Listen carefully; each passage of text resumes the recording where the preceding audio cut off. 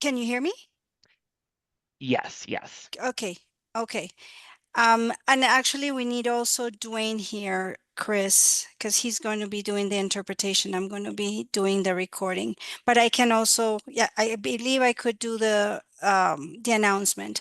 Good afternoon, everyone. In an effort to make this meeting available to more residents, DOTI is offering Spanish interpretation services this afternoon. Please click the globe icon at the bottom of your screen and choose the language of your preference. Buenas tardes a todos. En un esfuerzo por hacer esta reunión accesible para más residentes, DOTI ofrece servicios de interpretación al español esta tarde.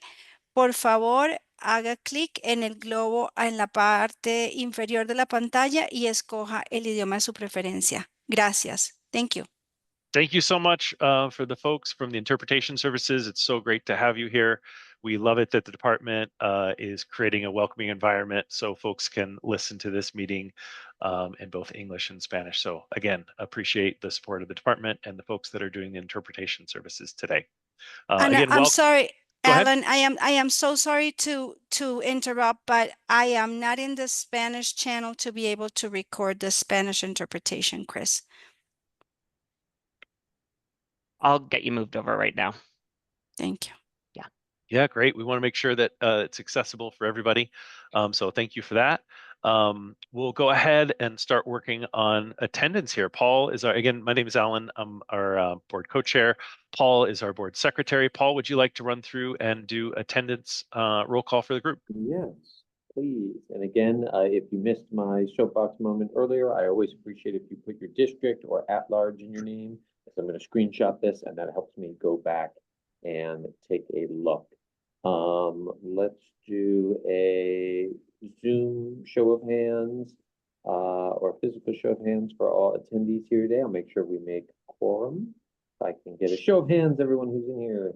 I see digital would actually be helpful. Everyone could do digital. Thank you. 2, 3, 4, 5, 6, 7, 8, 9. I count 9 in attendance right now. I believe 10 is quorum, if I'm not mistaken, Alan.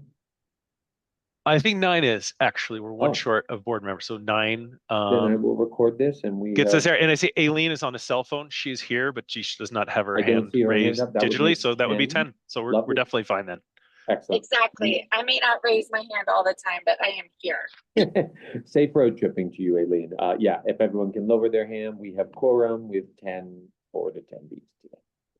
Great. Paul, has everyone had enough time to review the meeting minutes? Would anyone like to move to approve those from our June meeting? Joe, go ahead. I don't know where the minutes are. I looked in the normal place. I didn't find them there. For June? I know we had tabled June. May's meetings until now. I will check. I definitely have June. If I did not disperse those, that's 100% on me. Well, I already dispersed them. I have the old one. I used to find them. But I believe we had tabled May's minutes, though. Are we in a position to approve those?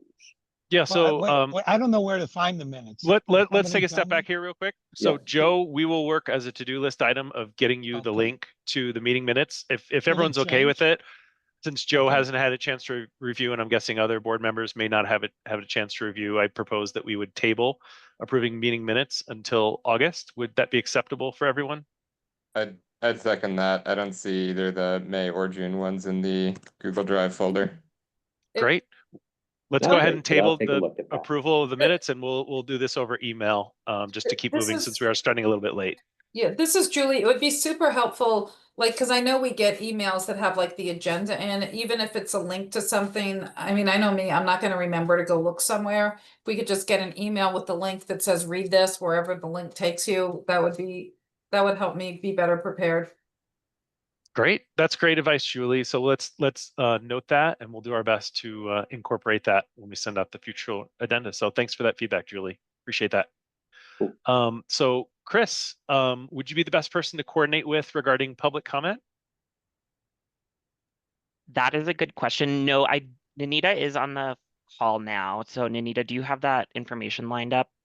Otherwise I can try and step in and Yes, I facilitate. was just messaging you. Sorry, guys, I was having some technology issue, as you all can notice. No worries. It Yeah. happens to the best of us. Ninita, would you like to, how many public comment speakers do we have today signed up? We have two. We have David Mentor and Alejandro Castillo.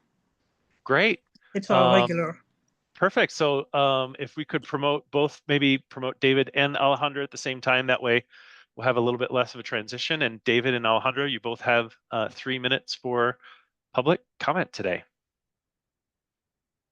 And it looks like, I'm not sure if that was, we had another person, David Kurth, raising their hand as well. So perhaps David signed up and maybe that didn't get through. Ben Waldman is raising their hand. Looks like that person may have signed up as well. So perhaps we'll kind of, and Grant Weimer, it looks like we do have a few other folks that did sign up for public comment here and would love to be inclusive of community input. So we'll start perhaps with Alejandra, it looks like it's been promoted. So Alejandra, go ahead. Let's call it 2 minutes if you're okay with that, 3 if you need a little bit more time.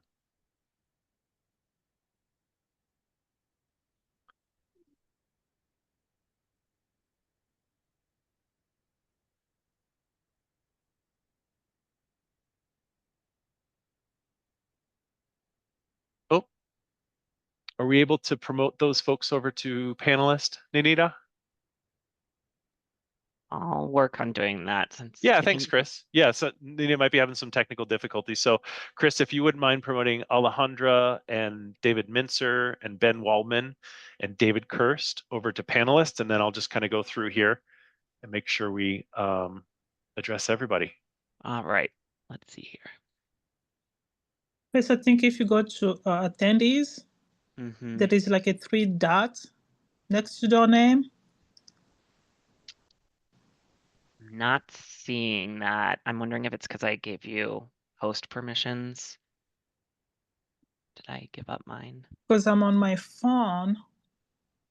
Let me see. Let me see if I can try. Spell.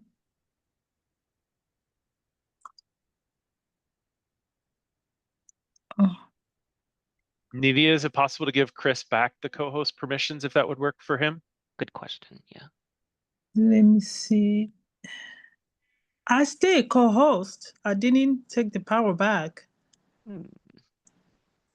I'm trying. Let me try something here because I didn't take it. And apologies to everybody. Normally we don't have this level of technical difficulty. Yeah. It's just Okay, a typical day, think but we I appreciate was able everybody's to do it. patience. Sorry. No worries. Alejandro, I think I move you in. There. Yep. All right, great. Alejandra, thank you so much for joining us. Take it away. Thank you. Good afternoon. My name is Alejandra Castañeda, and I am a community member who lives in Northwest Denver with my 14-year-old and my dog as well. Thank you for this opportunity to speak again. I'm here to discuss Vision Zero and safety for people who are non-drivers. I noticed that DOTI recently, in partnership with the State Department of Transportation, installed a few elements at 14th and Federal, the most dangerous intersection in our city for people who move outside of cars. This is also a public transportation hub for a lot of people who transfer between buses, who use the light rail at the Federal Decatur station. And I also recently watched an interview with Director Ford regarding the removal of flex posts at some downtown Denver bike lanes. And where she used, and I'm going to quote some of the wording, the removal of the flex posts were a continued evolution for safety, maintenance, and aesthetics. These get knocked over frequently. Flex posts do not prevent vehicles from coming into the space, the bike space, and I imagine that also applies to the pedestrian space. So behind me on my screen, you can see pictures I took of the elements installed at 14th and Federal, where speeds of drivers can go up to 50 plus miles per hour, where 4 pedestrians were killed in the last 3 years. In the picture to my right, you can see that there's a truck waiting to turn. A driver of a truck, you cannot even see the flex post because of how the truck is covering the flex post there. So we are being told to believe that flex posts are not safe enough for bike lanes, but also they're supposed to be safe enough for pedestrians. And I am just confused and honestly tired and sad and disappointed that we continue to use elements that we're saying are not safe enough for non-drivers, and at the same time we're using them especially in locations like 14th and Federal with a lot of low-income communities and people of color live and depend on public transportation and walking and rolling to get to where they need to go. So if someone could please ask why we're doing this and why we're being told one thing, but then the actions don't match the words, I would be thankful. Once again, I'm thankful for everything you all do as volunteers on this board. And yeah, thank you for this time.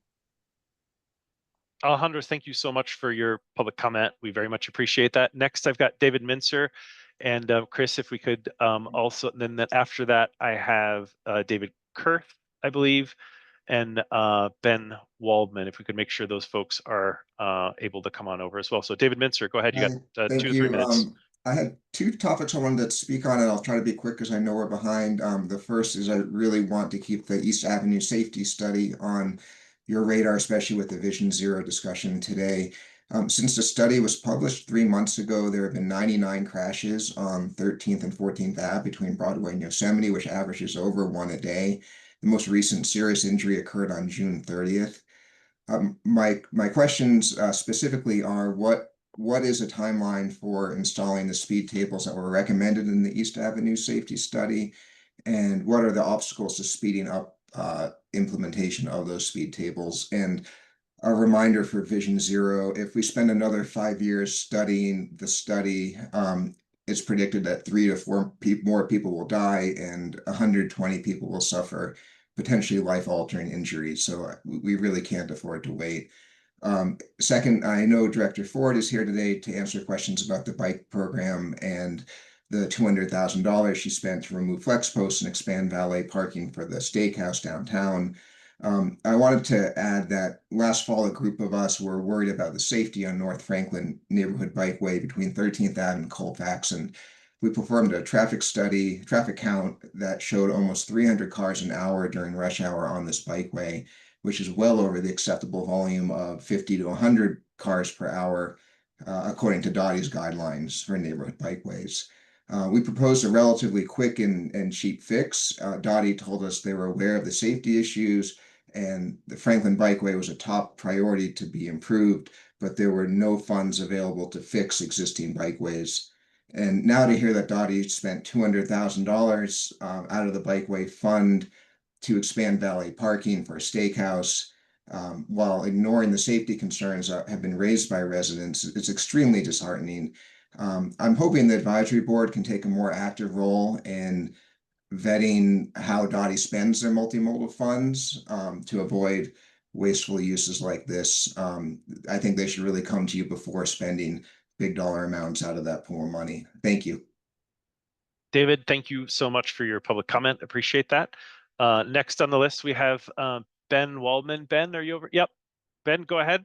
You got 2 to 3 minutes. Thanks for having me and everyone on the advisory board and at DOTI for the work and taking the time to listen to public comment. My name is Ben Waldman. I'm a Denver resident. I have 2 small children, ages 6 and 2, and our family bikes daily for work, school errands, and socially. I'm here today to share my concern regarding what I believe to be a growing pattern of rolling back protection for cyclists on our roads throughout the city. The partial deletion, the partial deletion of the protected bike lane on 29th Avenue and the removal of majority of the flex posts on Blake and Market Street signal to me the city is disregarding cyclist safety without any input from the public. Is DOTI going to reduce the 14th Street protected bike lane as the Denver Performing Arts Center has proposed next? And how do we as the public have input on these decisions that run contrary to everything that we've been working towards as a city as laid out in our planning documents like Denver Moves? More so, it's my understanding that the modifications of the Blake and Market Street bike lanes, which reduced safety, was funded by money earmarked towards improving cyclist safety and infrastructure. If that's true, it's extraordinarily upsetting, particularly as the city enters a budget shortfall. And so I'm just left wondering, what's the check when we have this all in writing? We have these goals, we've been on this pathway, and it seems like, for lack of better words, DOTI's going rogue. And so I hope DOTI will reconsider this path. I hope the advisory board can place pressure and figure out what's happening here, and stop this reduction in safety for our infrastructure, and also have more transparency in how these decisions are made. Thanks for your time. Ben, Alan, thank you can so I much. interject here for a moment?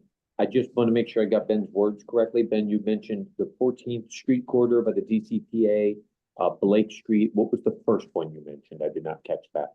The 29th Avenue protected bike lane from, West I side believe of it was 10. Yeah, you got Thank it. you.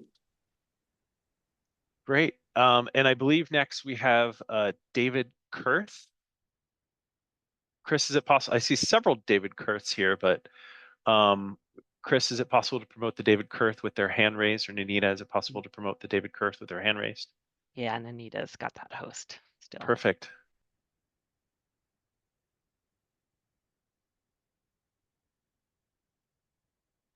Give me 1 second. Oh my God, doing this with my phone, it's so No crazy. worries. I'm sure it's yeah, and it looks like Nanita, and we also have Grant Weimer, who appears to be here for public comment as well. If you could promote David Kurth first. David, okay, give me 1 And second. then Grant. Oh my God, this is crazy. Okay, come on.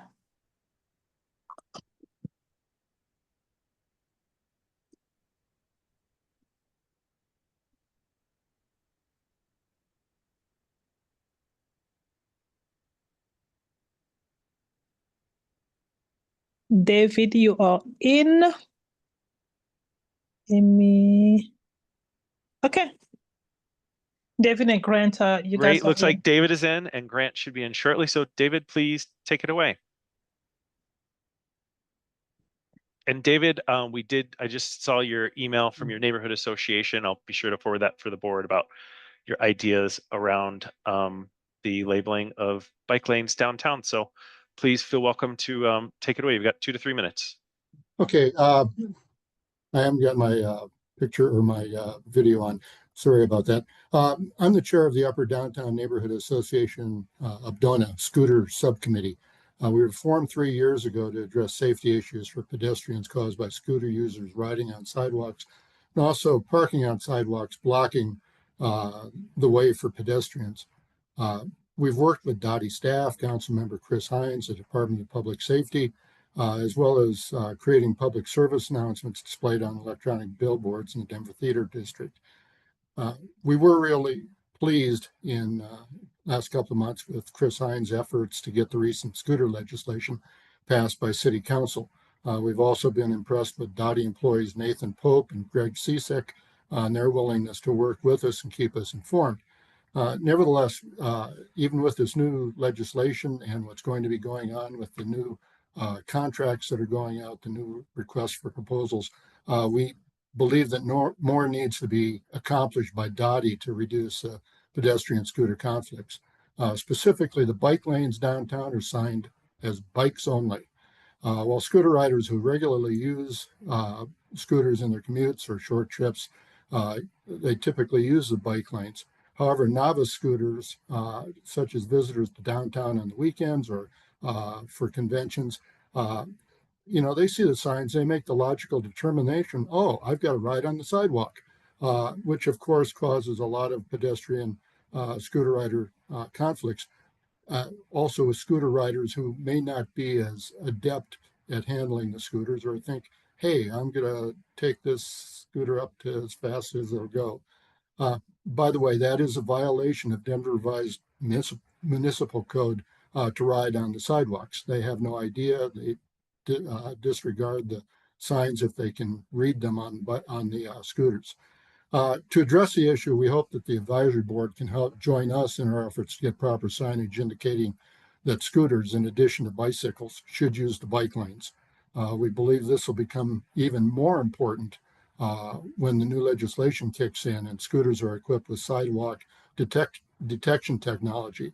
Again, what is a scooter rider that doesn't know what's going on? What are they supposed to do? Oh, the scooter starts buzzing or saying no riding on the sidewalk. The bike lane says bikes only. Oh, I guess I've got to ride in the street, and we don't want them doing that, getting run over.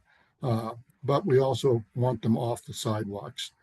DOTI has argued in the past that there's no manual on uniform traffic control devices direction on this. They've also mentioned the cost of replacing signs. Nevertheless, it's a problem that needs to be addressed. I think the METCD argument is really a spacious argument. I think that can be done as I included in the memo. We will review the memo in our August David, meeting. I apologize, but that's time. I want to keep things moving. Thank you. And thank you so much for your comments tonight. We appreciate it. Thank you. Nita, last we have Grant Weimer. For some reason, it looks like Grant is still in the attendee list. Is there any way to bring him over? I just promoted you, Grant. Thanks, Chris. Yeah. Grant, hello, please everyone. take it away. 2 to 3 minutes. Yeah. Just to touch on some of the previous points, I live around Cheeseman Park, go to Coors Field a lot, and yeah, Franklin Street could use some work there. Whenever I take my friends to, go to Pete's Kitchen or Colfax, I call those avenues 13th and 14th Frogger every time I walk by it, because you have parking right next to it. And I did see the study that came out, recommending bumps among other things, but it would be nice to get an update on something like that. I watched the interview with 9 News about the director of DOTI today, and I think that the sentiment of turning a temporary bike lane into a permanent bike lane is a good idea, but I don't understand why it isn't a larger priority to build newer bike lanes rather than going back and modifying existing ones, especially for a steakhouse that is notorious in Denver. So I just like to advocate for, more bike lanes and modifications that are not necessarily understood, and the process that has tedious community input yet has almost Mayor Spear like authority whenever it takes it away. I just think it's a bit unfair to the people of the city to have it, very difficult to get it in, but very easy to get it out. Thank you all for your time and your commitments. Great. David, thank you so much for your testimony and for joining us tonight. We're going to mix up the order this evening a little bit different than normal because our presenter, Rolf on Vision Zero, has another community engagement that he needs to be at tonight. So we're really grateful for his time. And Rolf, if you do have a hard stop at a certain time, just let us know and we'll try to honor that, since we know you do have other community meetings tonight. But quick thought on Vision Zero here. We've heard from the board for several months in a row that this was a very important topic, and I think it's a very meaningful topic. We appreciate the city's goal of Vision Zero. I think preserving life is one of the most noble things that you could do as a government organization to keep people safe. And I really appreciate the public health perspective that Rolf brings to this. So Rolf, we'd love to have you give us an update on Vision Zero and the speed program. I don't know if you have Nanita, if he has presentation rights yet, but please feel welcome to dive in, Rolf. All right, thank you. And thank you for inviting me to present about the Vision Zero program. Let's see if I can, sharing is not turned on. Send a request, I guess. I do have a deck that I can. That was just approved, Rolf. Great, thank you. And make sure I have the right screen. Try that one. And share. Looks great. Okay. All right. We'll run with that.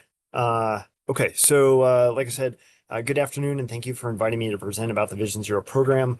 My name is Rolf Eisinger. For those who don't know me, I manage Denver's Vision Zero program within the Department of Transportation and Infrastructure. I have a few background slides, including some recent crash data, and then I'll speak about the safe system approach, our roadmap to Vision Zero, and then conclude with the speed program. All right, let's see here. See if I get move these along. as some folks had mentioned before about Denver Moves Everyone, as a quick reference refresher, we do have a new Vision Zero new-ish action plan, which was developed during the Denver Moves Everyone public involvement process, where community members voiced their desire that zero is the answer. Zero traffic fatalities and serious bodily injuries is Denver's goal. So basically recommitting to Vision Zero, which I just heard from Alan. Very appreciative. So we're still going down this track for sure. Next slide. Again, as hearing today about safety today, there continues to be a greater need than before for Vision Zero. But where we've installed projects that align with Vision Zero, we do see improvements in safety. Traffic fatalities definitely increased, spiking around 2020 and 2021, but have held steady, even with a slight decline over the past 2 years.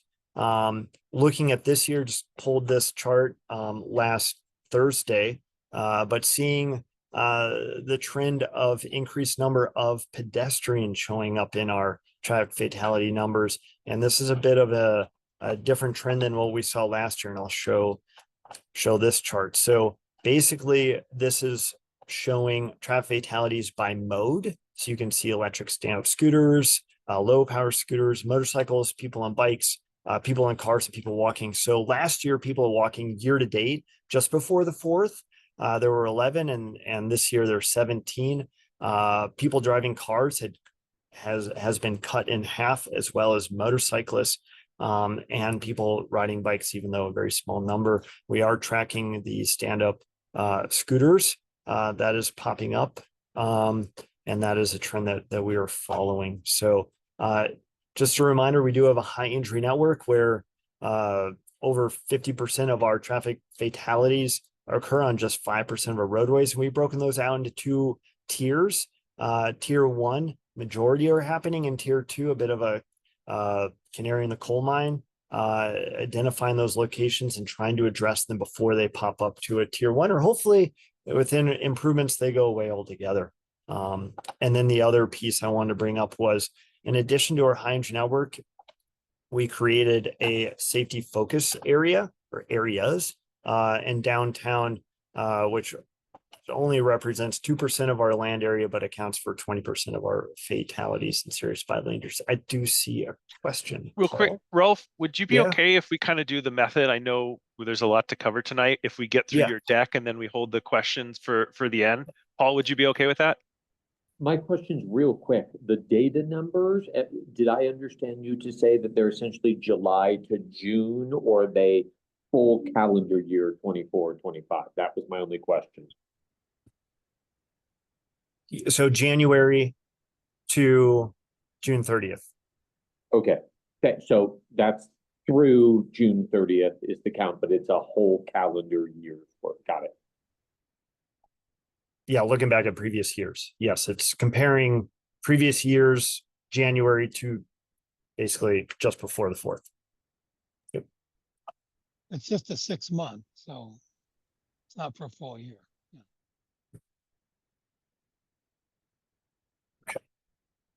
All right, rolling on through here. So wanted to highlight that during the last few years, FHWA has developed and promoted this safe system approach, really our roadmap to Vision Zero. And it's broken up into 5 elements for folks who are not familiar with this. So we have safe road users, safe vehicles, safe speeds, and safe roads, as well as post-crash care.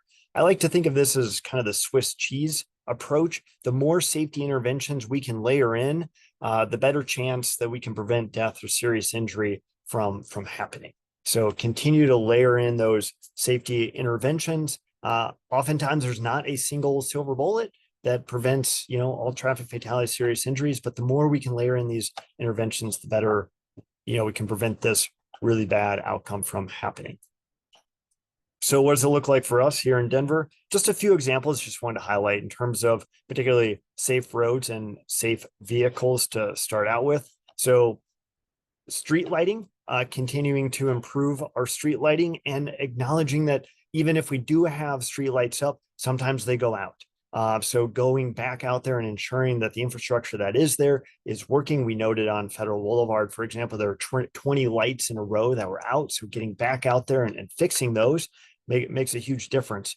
Other examples, such as our roadway reconfiguration on York and Josephine, particularly providing those turn pockets and dedicated positive offset intersections, so you get greater visibility for not only oncoming vehicles, but even pedestrians and people riding bicycles. So have huge safety benefits in that space.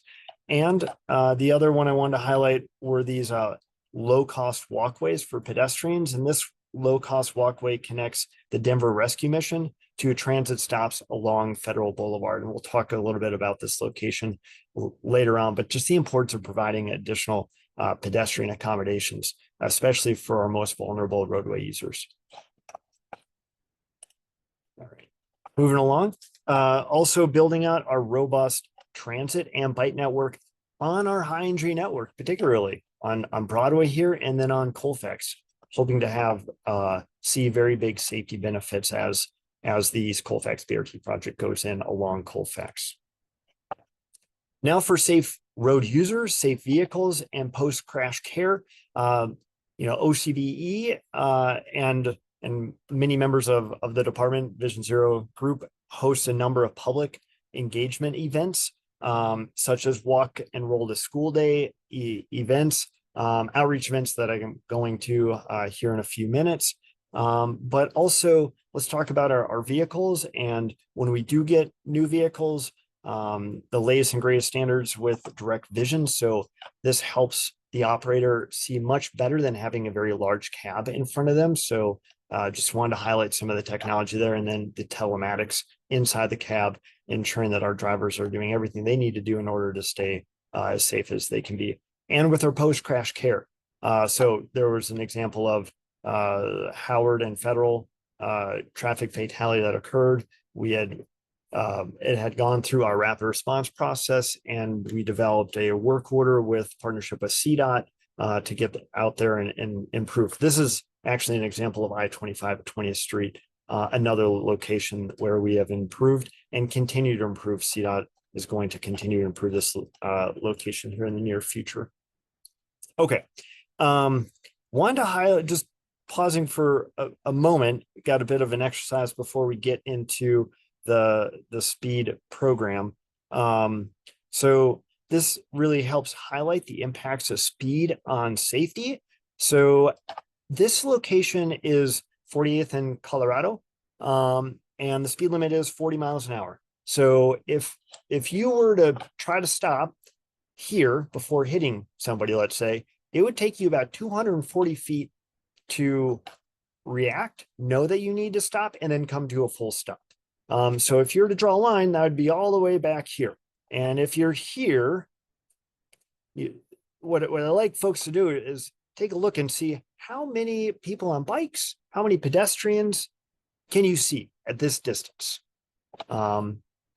May not be completely accurate, but as best as I can get with the tools that I have.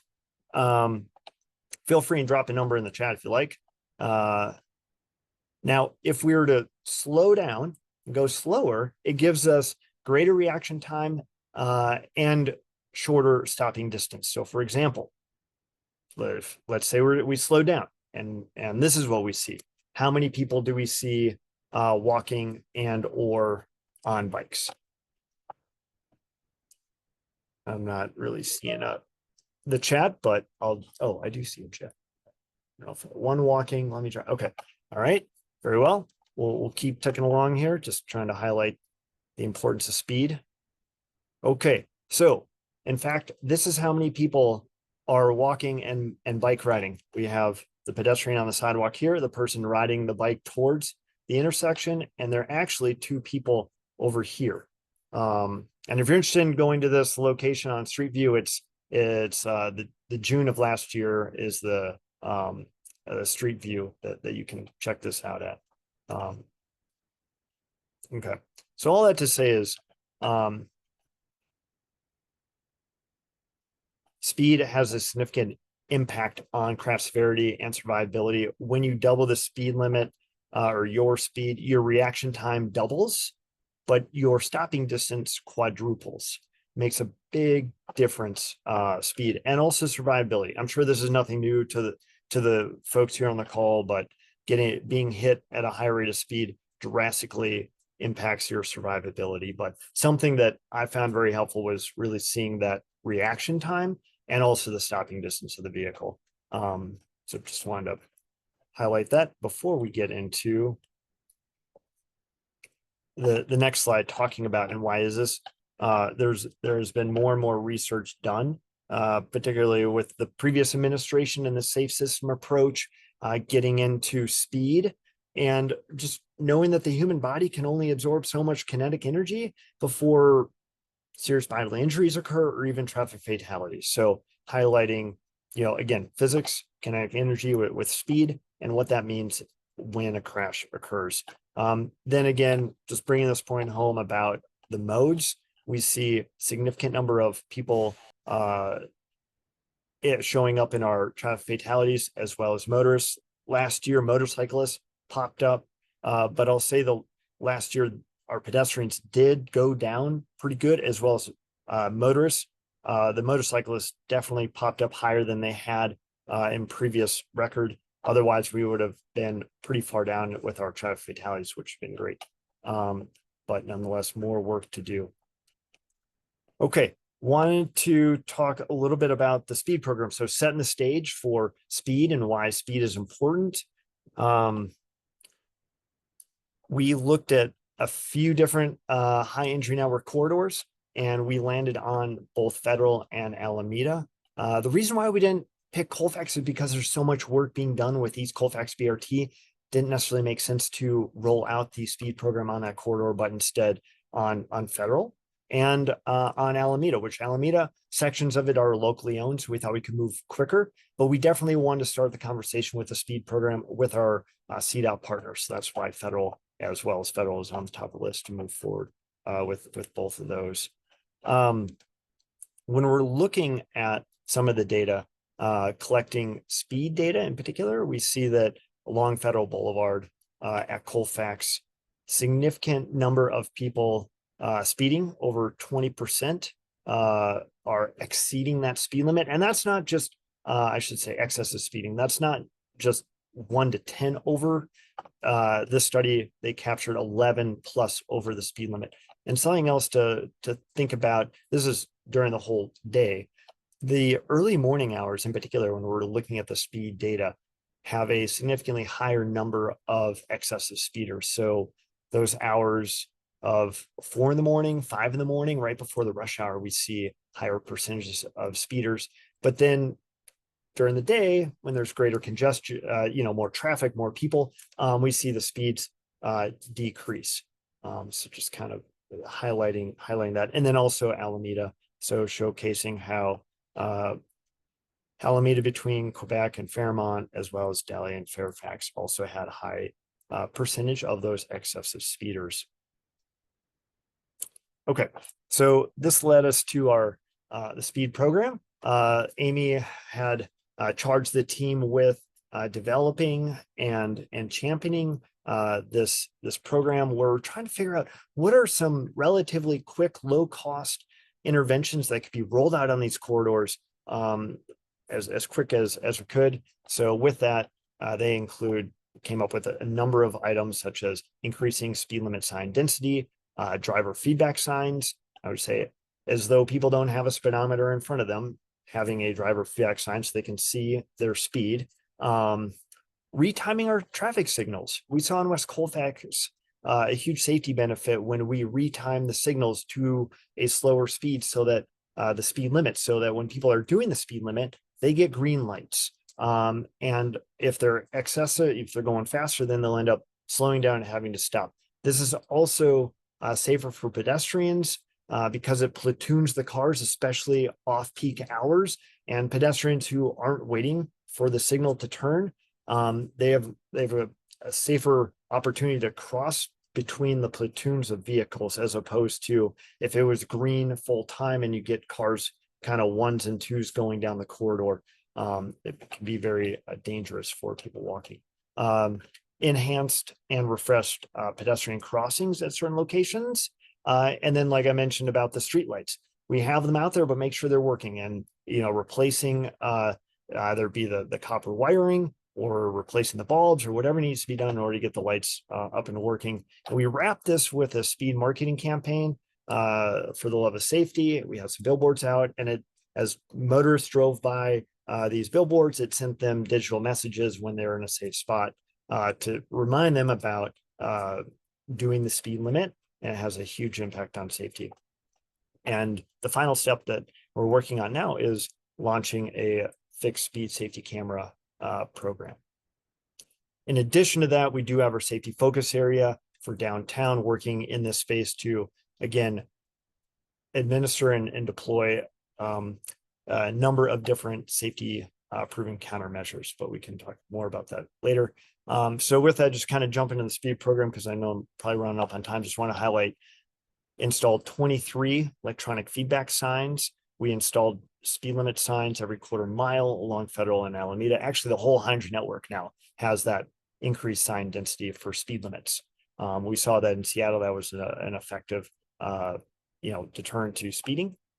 We've conducted speed studies, launched the speed for the Love of Safety campaign. Moving on here. So here's an example of that billboard and outreach that we've done around the speed program.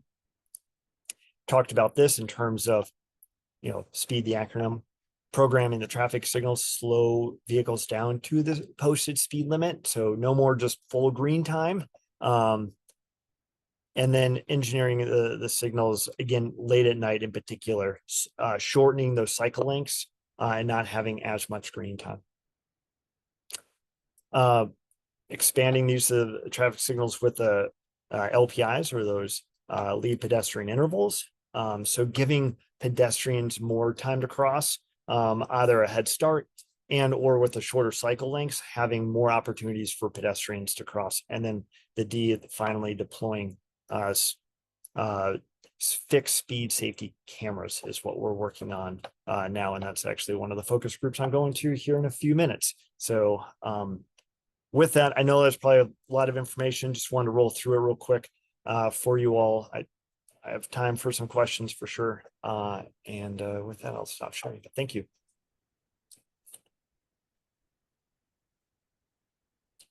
Ralph, thanks so much for that.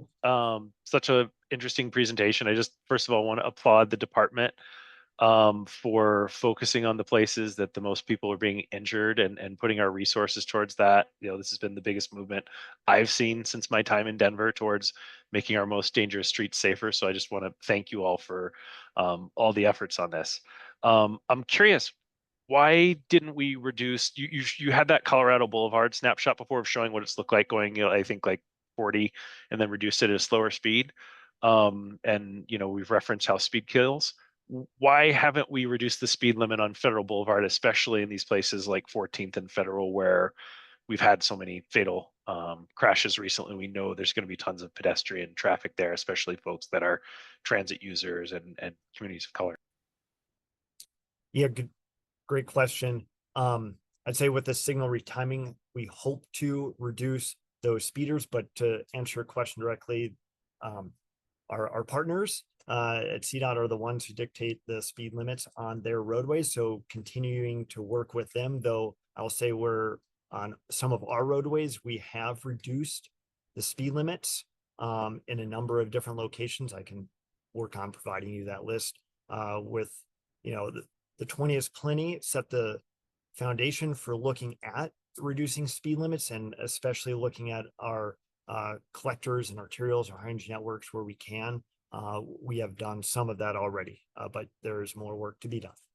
Have we as a department requested CDOT to reduce the speed on Federal, or is that just a conversation at this point? Or I'd say at this point, it's a continued conversation. Yeah, great. Thank you so much. Next, we got June, it looked like. Great. Ralph, I do love your work. I've got a few quick questions, hopefully. So I saw the trend of driver deaths is going down. What about SBIs? I know, the fewer fatalities, we might expect a slight increase in SBIs because people who would have died instead got an SBI, and SBIs are also an important metric. And also, why the increase in pedestrian fatalities? And then I will have one stinger comment after you answer, because the bond list just came out and I immediately compiled them onto my map, which is why I was a little distracted. So, and I've got some comments once you answer those questions. Yeah, can you say the first question again? SPIs. Yes, the Yes. driver deaths went down. How are the SBIs looking for drivers in particular? I'd have to get back to you on that for drivers. I know generally they've been holding relatively high, but yes, duly noted about, to be honest, an SBI could be a millimeter away from a traffic fatality. So that, you know, that is a metric that. Guys, I'm sorry, SBI, for those of us not familiar with the term. Serious bodily injury. Sorry. Thank you. Yeah. And the other question after the SBI was why the increase in pedestrian fatalities as we're seeing a decrease in driver fatalities? Yeah, this year, we have had several fatalities on our interstate system where people have gotten out of their car and now they're a pedestrian and they're struck and they're killed. So a safety message would be, if you have to stop your vehicle along the interstate, stay in your vehicle if it's safe and call for help. If you have to get out of your vehicle because it is not safe, please move as far away from the interstate as possible. But I believe there have been like 3, 4, 5 of these this year, if I'm not mistaken. So that is causing our number to look probably higher than what many of us would think a traditional pedestrian fatality might be. And there was one involving somebody trying to fix their car that ended up succumbing to the car. Yeah. So. Yeah, I guess then I appreciate, of course, all the work you do. I'm going to take a single minute just to say the bond list just came out. Federal Boulevard Multimodal is not on that list. Alameda is not on that list. 13th and 14th are not on that list. So much of our high entry network is not slated anywhere on that list for any improvements. The other things I could go to is pedestrian crossings or signal improvements. But frankly, like, so much of this money is going entirely to bridge replacement and to deferred maintenance, which I'm like, I'll just say, frankly, this bond list is pretty unacceptable from a Vision Zero perspective. So little money is going towards actually improving the situation or changing how people get around our city. This is a very disappointing list, I will just say. And I think it's reflecting pretty poorly, you know.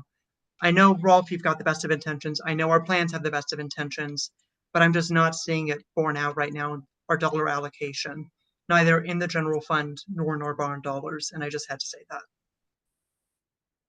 Thanks, June. Thank you. Appreciate your thoughts. Julie?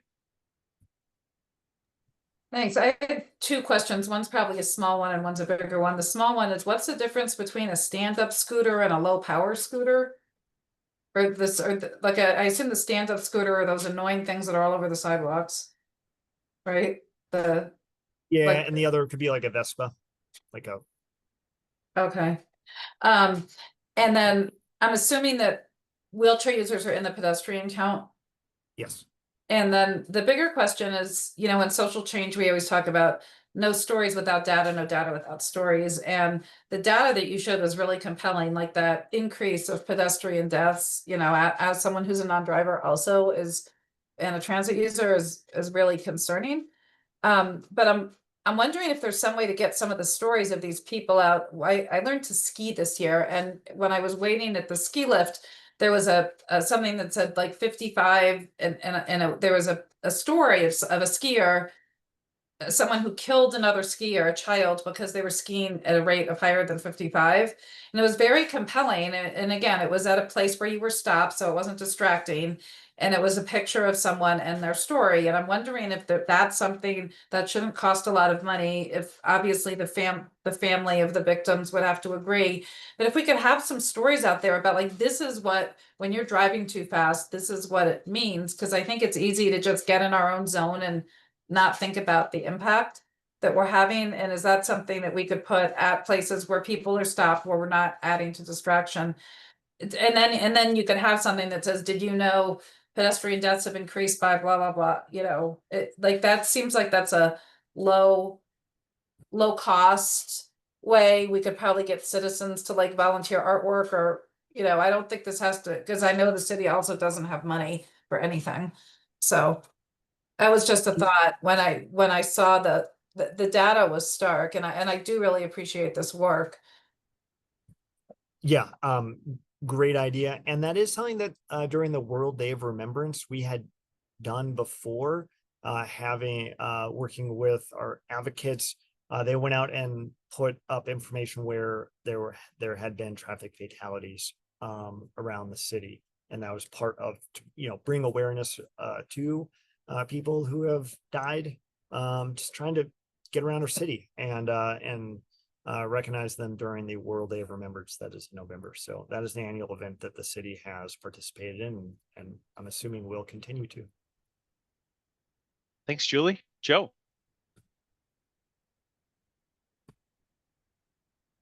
Joe, you're on mute.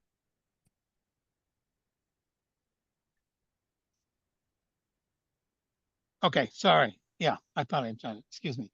Anyway, thank you, Rolf. What a great presentation. I had a couple questions on that. Some of the lingo, like careless crashes, which there are a whole bunch of. Is that people changing lanes and running in the rear end of it? And how serious are the careless crashes that you stated in one of your things?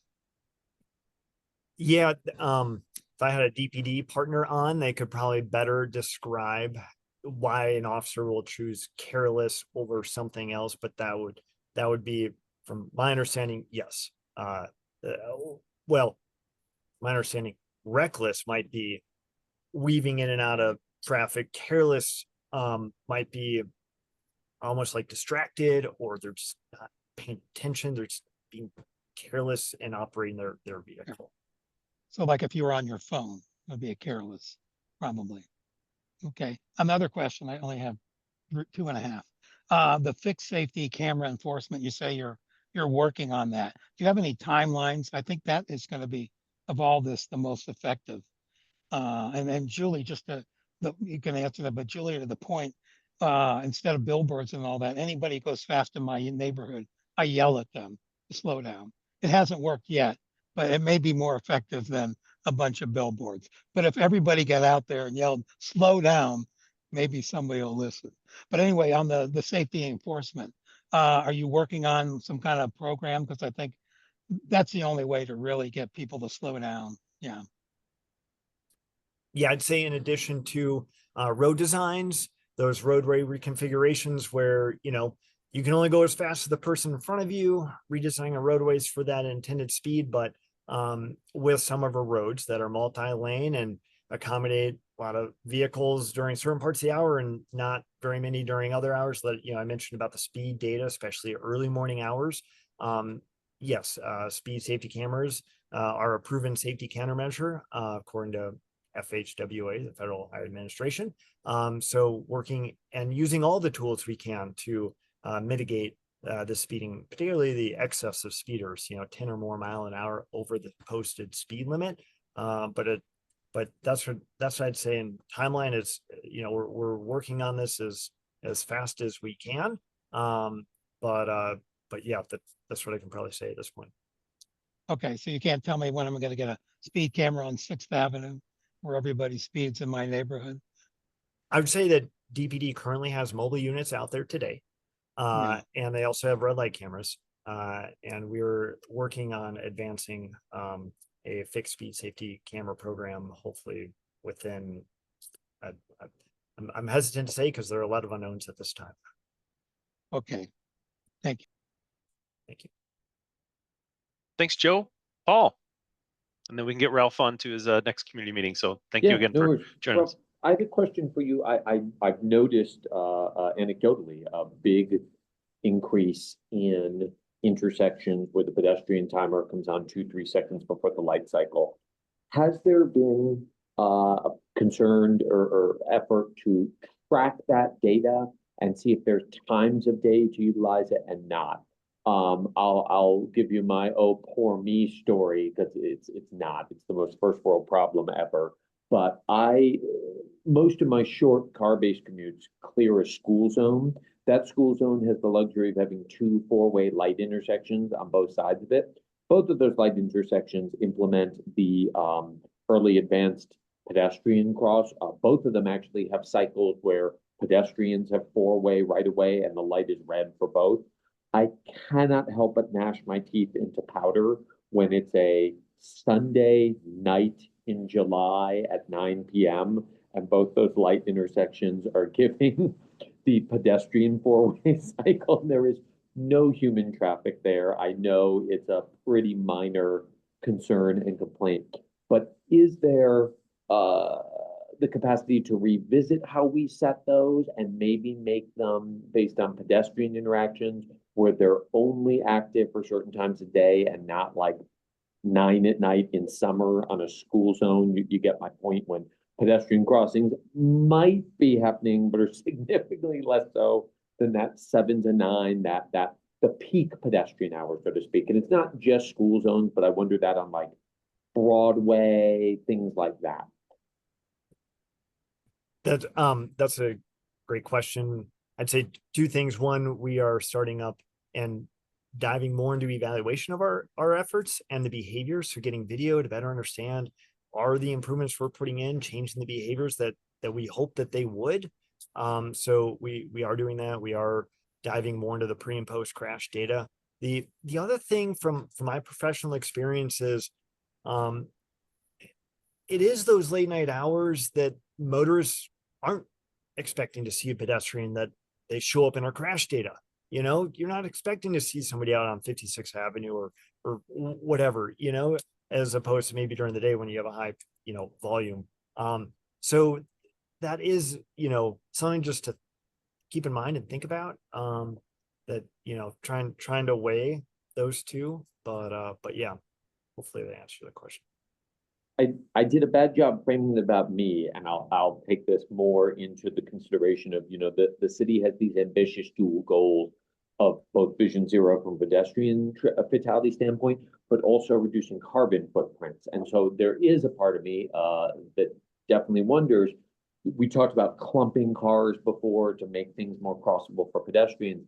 But if we're not keeping traffic moving smoothly when we can, is there concern that cars idling at lights, like that, we're going against our carbon footprint reduction efforts?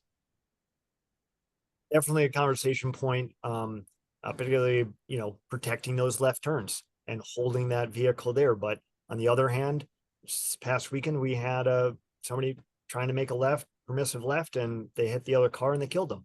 So there's you know, not trying to be whatever, but there are trade-offs with these conversations. And I know so your role EVs is Vision Zero specific. I guess my question is, do you have a counterpart with carbon reduction in DOTI? Like, first question. Second question, do you guys then like kind of debate the merits of both and sort of where one maybe gets the upper hand over the other in specific scenarios? Maybe that's a discussion for 6 meetings from now. Sure. Yeah. I mean, the other thing is just thinking about other ways of moving around our city, you know, with e-bikes, EVs, etc. could help with that. So. Rolf, do you have time for one more question, or do you need to head out for your community event? I can do another one. All right, June, could you keep this one quick? This is not for Rolf, this is for Paul. So I actually looked into this question of like idling. June, would you be okay if we cut Rolf loose here so he can get to his other community event tonight? Rolf, thank you so much. I appreciate it. Appreciate you all. Thank you. It's great having you here. So, Paul, by no means am I like a traffic engineer. I'm just a humble policy analyst. So I've looked at this in a little policy. Talk to me. Yeah, for not a ton. So, first of all, you are generally speaking correct in that a moving car gets to its destination faster and expends less gas, right, and emits less. However, this is also very much a slippery slope. Like, one of the most common arguments in favor of, say, highway expansion as well, this is going to mitigate congestion. Cars are going to be moving, getting along to their destination faster. And of course, you run into the induced demand problem here, wherein if it is always faster, if you're making it faster and more efficient to drive somewhere, more people are going to drive. They're going to feel like, oh, it's like instead of, oh, I don't want to deal with that road because there's a lot of traffic, so I'll just take my car out tomorrow and hit multiple errands. They might instead be like, they might edge over the line to be like, I can do this trip tonight and it won't take that much time, and then I'll do my other stuff tomorrow, right? So you always run into this question of like, what is the right balance to strike, where it can seem that like, oh, we're letting the traffic here move more efficiently, so they're going to be emitting less. But then that makes the driving experience have a little bit less friction, which then means that, well, the barrier for people to drive is a little bit lower, which can then end up inducing more vehicle trips. So yeah, so you got to be really careful with that about, what kind of behavior do we want to encourage, and trying to find the right balance so that traffic moves steadily, but also so that, we don't fall into because this is the old trap that led us to where we are now, which June, is, well, I sincerely apologize. I'm really loving your discussion, but we are about 25 minutes behind. So this will be a good segue to chat a little bit about our social meetup later this summer. Yep. But Paul, I hope that makes sense. Yeah, thank you so much, June. Appreciate that. Great discussion. So next we have Director Ford. Director Ford, thank you so much for joining us. We very much appreciate you hopping in with the advisory board. Have you earmarked to chat today about recent changes and the future of DOTI's bikeway program. So Director Ford, thank you for joining us tonight. Thank you, Alan. I really appreciate it. And thank you all for joining in. I wanted to talk, I guess, in two fronts. I know that you, and I apologize, couldn't be on earlier to listen to some of the public comment, but we've had some public comment and conversation about some recent shifts and changes that we have made to some of our bike lanes along Market and Blake. And so I wanted to talk about that briefly. That I thought it might be helpful just to talk bigger picture about our investment as a whole, what we're doing in this year, sort of some of the outcomes of some of the programs, and where those dollars, as you noted, June, that are limited and constrained, and where we are spending them and what we're doing. And I have a small slideshow that I could show you just real quick on some of that, and then share some data and stats. And I might put this data and stats in the chat team, so if we could, how we share that with the entire group. So I'd love for you to be able to do that. I know there was a large conversation more recently about where we are with some shifts and changes that we were looking at in regards to our bike lanes. And with our overall program, as you know, we are very focused on our slow and safe streets and how we continue to expand and assess our slow and safe streets here in Denver, which also include our bike lanes. As you're aware, we also have in that prioritization of how do we include, expand, and continue to grow where our slow and safe streets are. We had shared with folks and our teams and in our work plan and others some also intentionality about how we continue to grow in the approaches of how we take and approach those goals. So how we think about that transportation system, how we use a continued variety of strategies, materials, designs that allow us to continue to build and expand on these goals and objectives. I think the important part to say is we share the same goals when it comes to our multimodal system. We share our goals of safety. Obviously, as you listen to Rolf talk about these programs, and part of our evaluation is how we continue to ensure that we expand those the best we can. Also look at our existing bike lanes and how we continue to grow and change and evolve those. And so, whether that's for us, like expanding the use of speed cushions, as we have been starting to do, that allows us to start rethinking about how we create that slow and safe traffic. We've obviously been doing that on several different corridors here over the last year, but also how then when you think about durable materials that protect those bike lanes and others.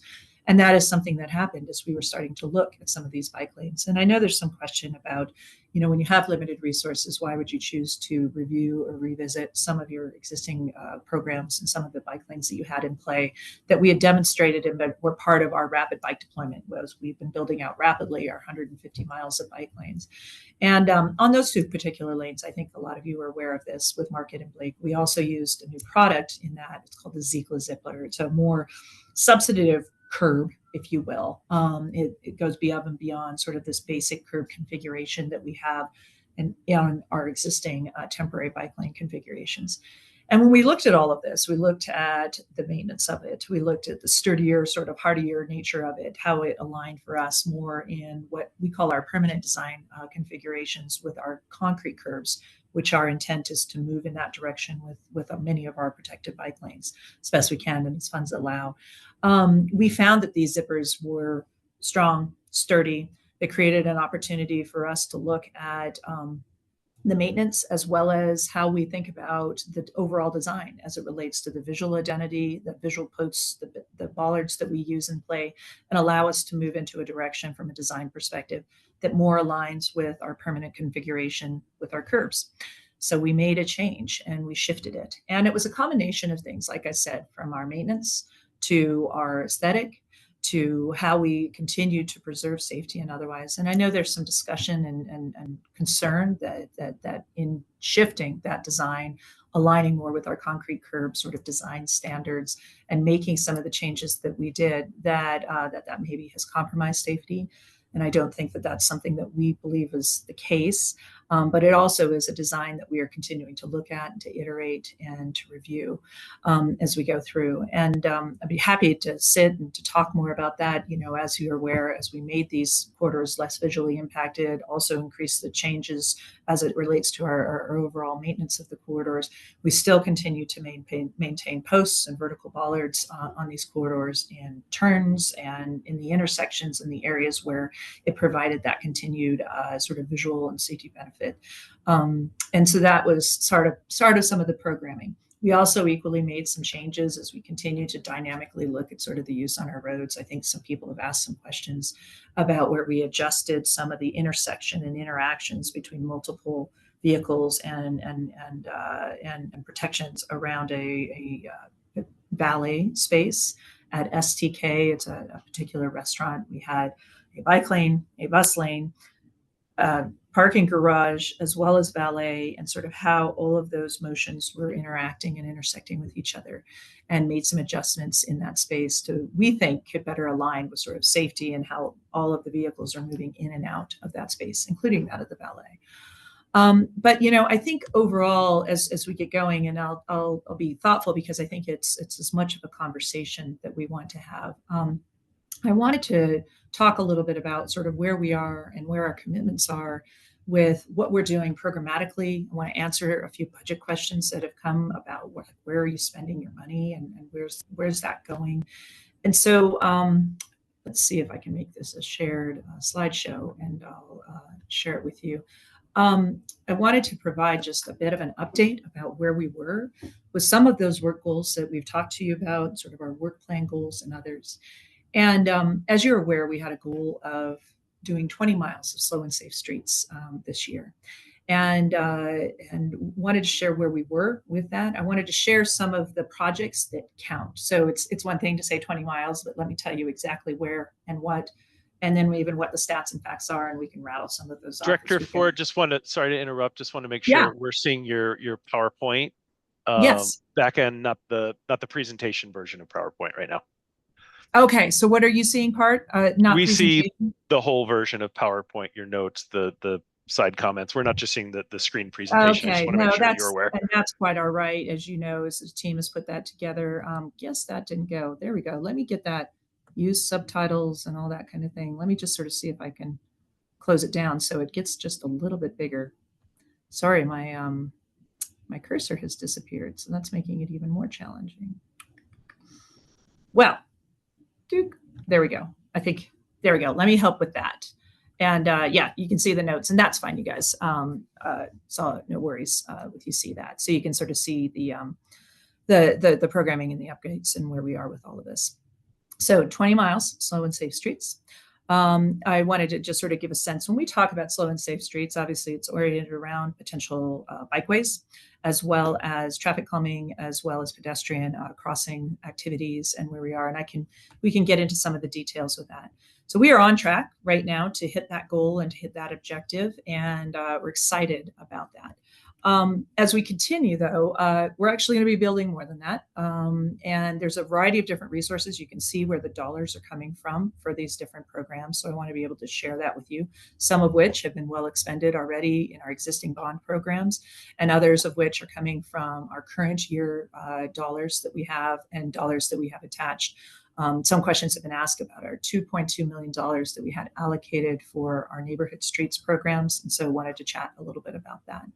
So you can see here sort of the 18 miles, if you will, of additional, so a total of 38 miles, if you will, that we have sort of moving in and around and across the city that include a variety of different elements. So we look at these corridors holistically on how we create safety environments and really how do we create great neighborhood streets.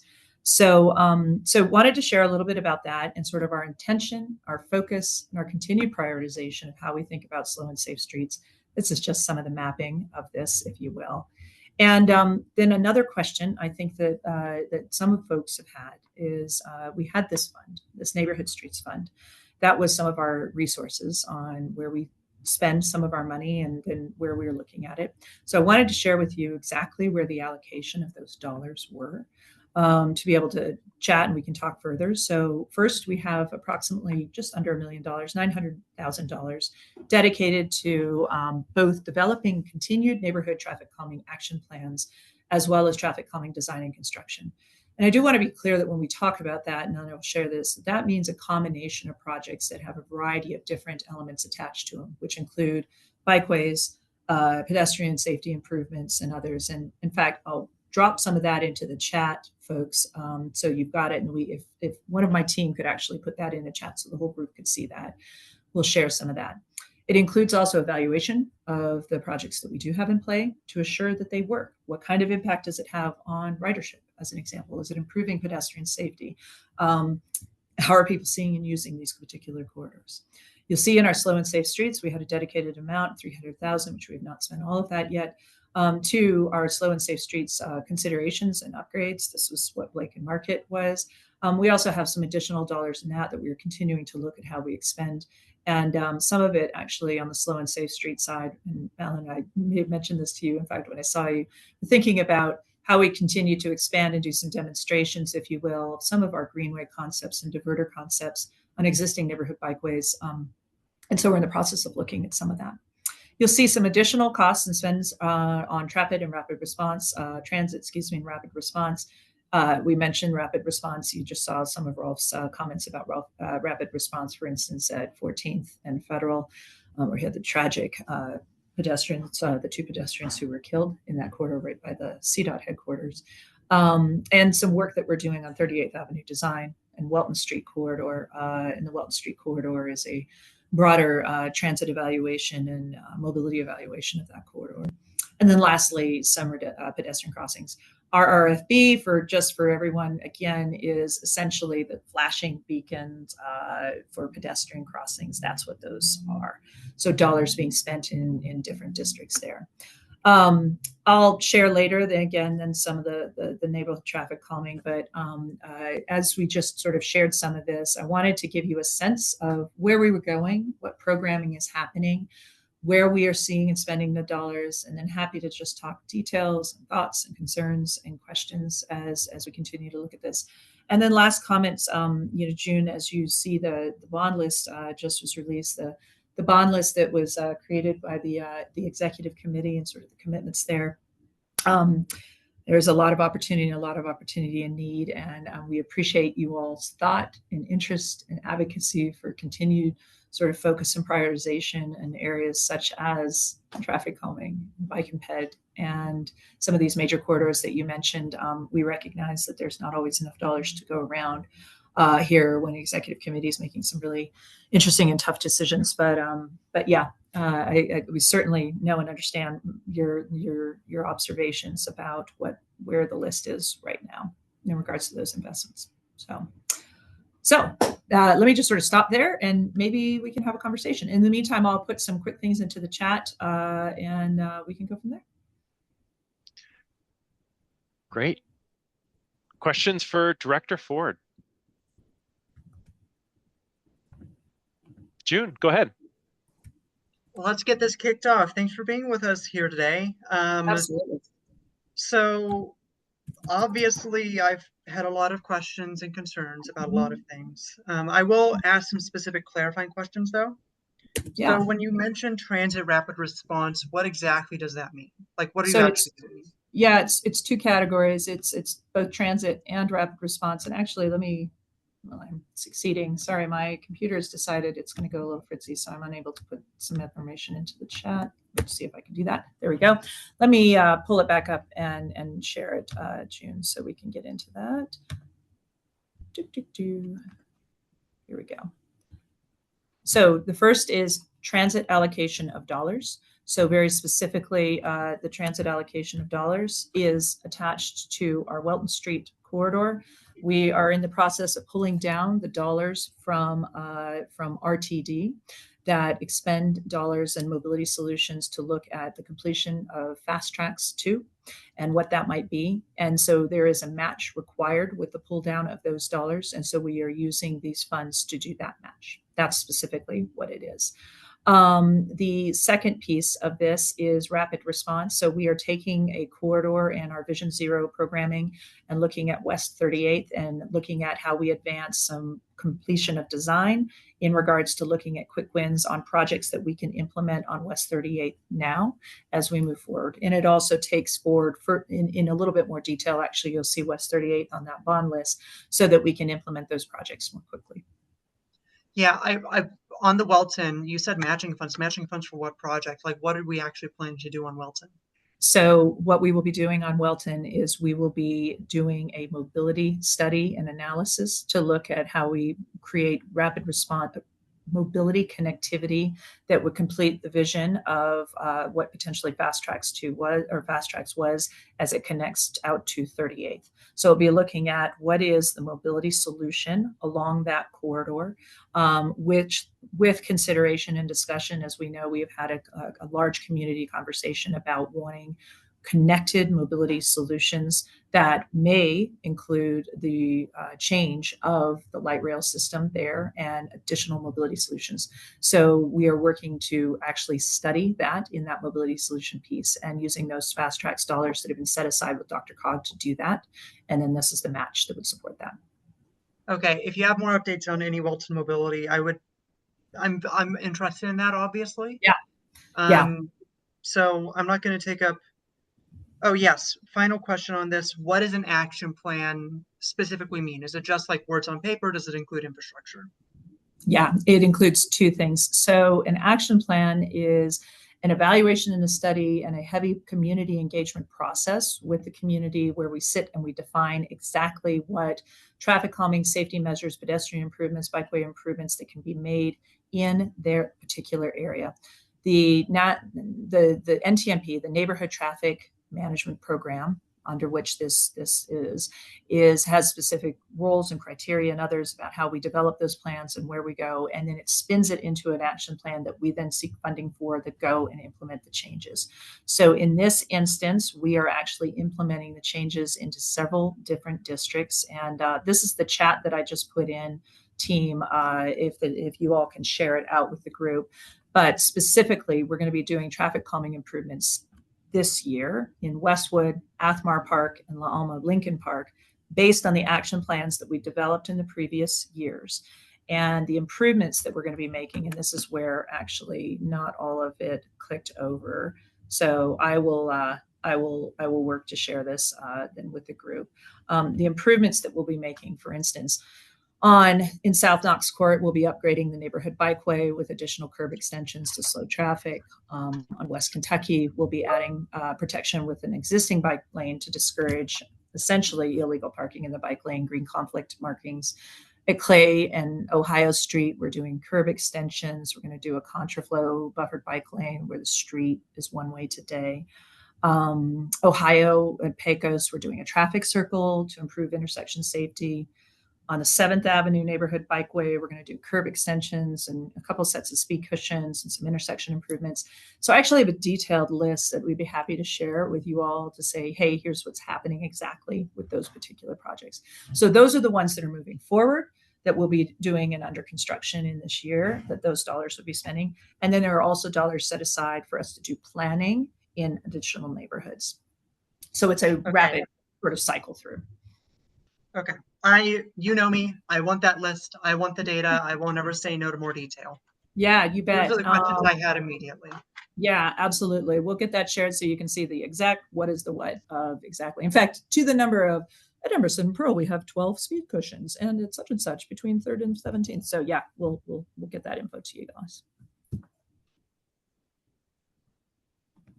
Great. Thanks, June. Jake? All right. Mayor Johnson once told me that the opposite of a lack of safety is not safety, it's joy. I'm not seeing a lot of joy about the current bike program, if I'm being really honest. And I'm not seeing a lot of people that feel safe. I'm not seeing a lot of people that feel pleased by the aesthetics. And so by the mayor's metric of success, we're headed in the wrong direction. I'm going to be honest. I don't like flex posts. I don't. They're a flawed solution. They acknowledge that vertical elements keep people safe, but are not hardened enough to keep people safe. They do not look good. I'm sorry, they don't. But what does look good is the well-designed alternatives in other municipalities that are hardened vertical infrastructure. So I agree with the permanent solutions approach. I do not understand the turn that we took at all. Additionally, a downside to flex posts is drivers regularly hit them and take them out. This is the quote unquote maintenance issue, which proves the theory that existing materials and designs are not sufficient for safety. I'm not gonna lie, this is pretty upsetting, and it's most upsetting of all because we're continuing to use funds to remove safety materials as opposed to building a neighborhood bikeway to allow a child to safely bike to school. For a family member to be at the table that would have been lost to a bikeway, we chose not to build so we could remove flex posts. Flex posts that the city say you can't keep up, so we all acknowledged they were going to come down anyway without spending money. We don't spend $200,000, there's no flex post eventually. We spend $200,000, there's no flex post eventually. We got the same outcome. We spent many FTEs worth of money on removing the flex posts. This was $200,000+ that could have been spent on something that made the city better. And instead we chose it to take out infrastructure. Additionally, the community really knows what mobility study on Welton means. We are talking about studying removing the L line on Welton. It's not a secret. It's been listed as this vague term, but neighbor to neighbor to neighbor, they are mad about this decision that they're not being included in it. I walk down Welton, I talk to neighbors. The businesses are upset. The neighbors are pissed. The RNOs are upset. The RNOs are really unhappy about this, that this is happening without them. These are people, hundreds and hundreds of people that chose to move to a neighborhood because there was transit. And we're talking about removing it. It feels like the 1960s again. We are removing infrastructure that future generations will wonder what the hell we were thinking. I would encourage, instead of continuously turning to removing infrastructure, we ask how we make it better. That we go back to the Federico Pena of Imagine a Great City. That we stop saying what's wrong is what's here today, what's wrong is what's not here today. Like that is the approach that's flawed here. When I imagine a vibrant Denver, it isn't taking infrastructure that brings people joy and removing it. It's about finding ways to make it enlightening. It's about putting a potted plant on a bike lane instead of a flex post to make it beautiful. It's about, instead of on Welton Street having these high ADA blocks that are really block visibility and like the beauty of the street, what if we explored a low floor train, a streetcar that many cities across the world are begging for right now? And we already have the tracks. We can actually remove the high blocks, make it easier to board for ADA users, put more visitors on the bus. We can make it a beautiful street. And it's cheaper than removing it. Like, it's just maddening. Like, and I think that's what's so frustrating, is that the majority of Denverites voted for a vibrant Denver. And what we're giving them is a 1960s urban renewal vision of transportation infrastructure. And it's really upsetting. like really, really upsetting. And I think it's like, it flies in the face of what the voters asked for. And when RNOs are whispering about how pissed they are that the city's talking about removing the Welton, that they found out because the city sent a letter to RTD begging them not to make repairs to Welton, we're not headed in the right direction. Like, I'm sorry, I've defended this department the entire time I've been on this board. I look my neighbors in the face and I can't give them answers anymore. Yeah. Like, this is like my most impassioned plea ever, to just like, let's just take a breath and think about what we're doing. Like, we are removing the things that are wonderful in our city, not making them better and making them the right versions of what they need to be. And it's just so defeating. Like my sister does not care about municipal politics. She has no idea what I'm talking about half the time. And she is like, why did they remove the flex posts? Like, and she's like, I don't bike that often, but there's like this weird valet situation on Market where this valet, I used to be able to bike around and I can't on my way to work at 8 a.m. because a nightclub it's a nightclub. It's not a steakhouse. Like, let's be honest. And it's not a very popular member of the community. And I just am like, I'm so sorry. I'm just really emotional because I love this city so much. And I'm watching us choose to deteriorate it. And instead of saying, hey, you know what? Maybe the problem with my business is not that there's a light rail here. Maybe it's that we don't have a community here. And that's the thing that I'm begging this department to realize, that that it's costing us money to corrode our city, actively costing us money, when we could spend that same money and make this a better place to be, a place we're happy to be. If Kansas City is working their ass off to build a streetcar, why are we taking ours out? Why, if they're putting in bike lanes, why are we taking ours out? If Omaha's doing it, why are we taking ours out? I don't understand why we're the envy of our region and we're choosing to take away the things that everyone else wants. And so I'm sorry that this is not really a question, but I just am begging for some, it's not even sanity, it's just leadership and vision here, where it's saying the same thing the voters asked for. We know there's budget issues, we get it, but let's not remove all the things that are wonderful about our city. I just, especially when we can choose to do great things. And so I'm sorry, rant over, but I love this town too much to watch things keep disappearing that bring joy. Sorry, I'm gonna try to get out of the sun here so I have a little bit, so you can see my face. No, Jake, I appreciate it. And I appreciate the passion and the insight that you're sharing. Let me sort of break apart the conversation a little bit and talk about sort of the bike lane piece of it. And then let's talk a little bit about the Welton side of it. So, I know that the characterization that we've removed bike lanes. No, obviously we haven't. We changed the nature of how we designed the protected bike lanes, and yes, we did. And but part of that was also adding to those bike lanes, and what we added was additional curb systems on the Z-Clas to create a more dynamic curb use piece that we believe is sturdier, hardier, and added that in.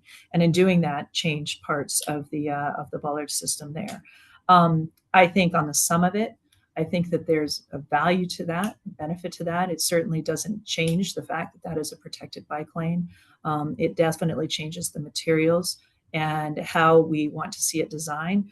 It very similar in some ways to the designs that we have with municipalities that are neighboring us, Edgewater as an example, who use Z-Clas. They use theirs in a slightly different manner.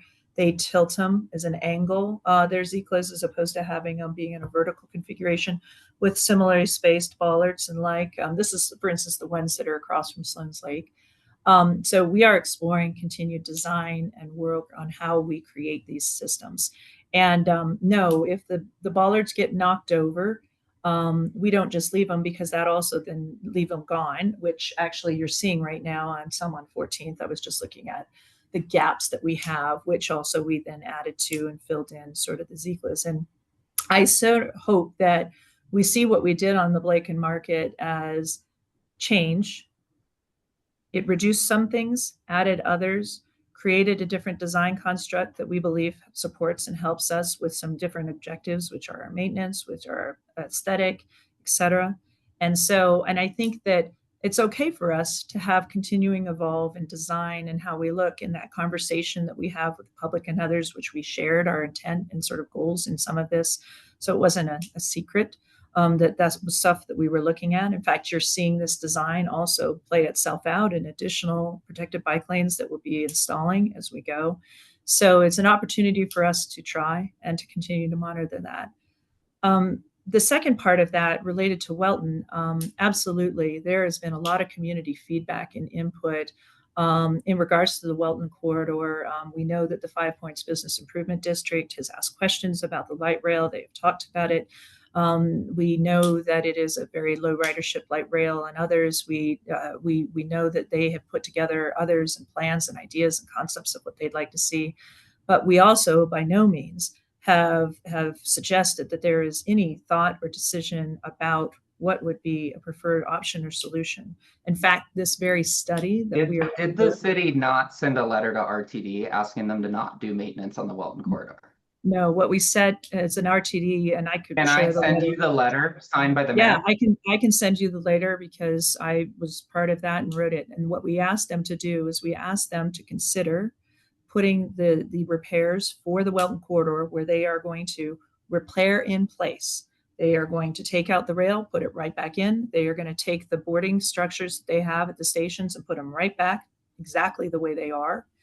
And what we asked them to do is we actually asked them to delay that and put it at the very end of their rail project so that we could sit and study and examine the mobility solutions and options of that corridor, which could include high speed and looking at that rail system. Are there improvements that we could be making to that rail system?